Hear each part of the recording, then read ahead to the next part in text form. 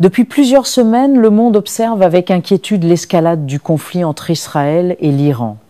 Des frappes aériennes, des hôpitaux touchés et des pertes humaines importantes. Ce conflit dépasse les frontières de ces deux pays et inquiète l'ensemble de la communauté internationale. Dans cette atmosphère tendue, une figure politique fait beaucoup parler d'elle, Donald Trump.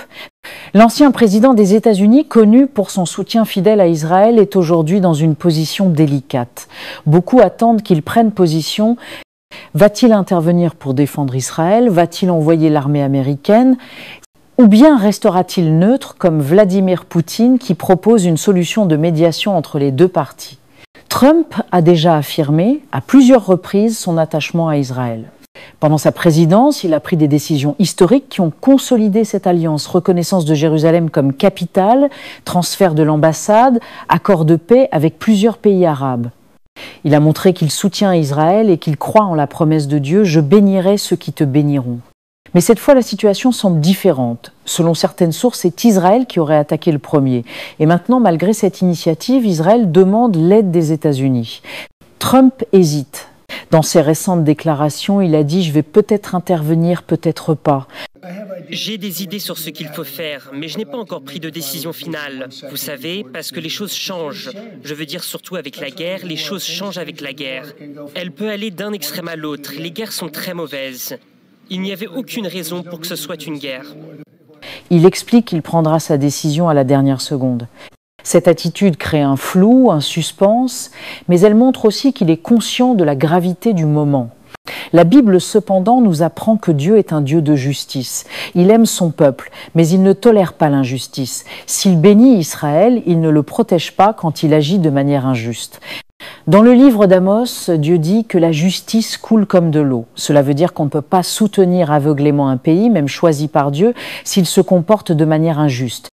C'est sans doute ce que Trump essaie de comprendre et d'évaluer, comment bénir Israël sans approuver quelque chose qui ne plaît pas à Dieu. Pendant ce temps, Vladimir Poutine tente de se présenter comme un médiateur entre les deux camps. Officiellement, il appelle à un cessez-le-feu et propose d'aider à faire la paix. Mais cette neutralité est ambiguë. La Russie est en effet un partenaire stratégique de l'Iran. Ensemble, ils coopèrent depuis longtemps, surtout depuis que la Russie est isolée à cause de la guerre en Ukraine. Alors même si Poutine parle de paix, il soutient indirectement l'Iran, il essaie surtout de défendre ses propres intérêts et son influence dans la région. Le Premier ministre israélien, Benjamin Netanyahou, a sollicité Donald Trump pour obtenir du soutien militaire. Mais certains observateurs rappellent qu'il est probablement responsable de la première frappe qui a déclenché ce cycle de violence. Demander de l'aide après avoir lancé une attaque peut sembler injuste, surtout si les conséquences humanitaires sont graves. Trump, bien qu'ami d'Israël, ne semble pas pressé de répondre. Il veut éviter un conflit qui pourrait dégénérer en guerre mondiale tout en restant fidèle à ses valeurs.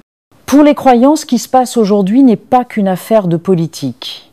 C'est aussi un événement prophétique. La Bible parle de guerre et de conflit avant le retour de Jésus-Christ. Dans l'Évangile selon Matthieu, Jésus dit que vous entendrez parler de guerre et de bruit de guerre. Et dans le livre du prophète Zacharie, il est écrit que Jérusalem deviendra une source de confusion pour toutes les nations. Ce que nous voyons aujourd'hui en est peu être un aperçu. Certaines personnes pensent que nous sommes proches de la fin des temps. D'autres disent que c'est un test, que Dieu observe comment les nations réagissent. Vont-elles choisir la vérité et la justice ? Vont-elles défendre la paix ou chercher leurs intérêts égoïstes? Ce sont des questions profondes que tout le monde devrait se poser. Dans tout cela, les croyants ont un rôle essentiel. L'Église ne peut pas rester silencieuse. Elle doit prier, discerner et proclamer la vérité. Ce n'est pas le moment de choisir un camp politique. C'est le moment de se positionner du côté de Dieu. La Bible dit que le cœur des rois est dans la main de Dieu et qu'il peut les guider comme un courant d'eau.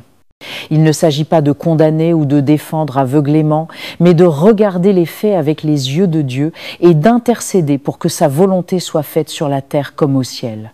Aujourd'hui, Trump, Poutine, Netanyahou et tous les autres dirigeants font des choix lourds de conséquences, mais ceux qui ont la foi savent que Dieu règne au-dessus de tous. Même si les puissants de ce monde se battent, Dieu contrôle l'histoire.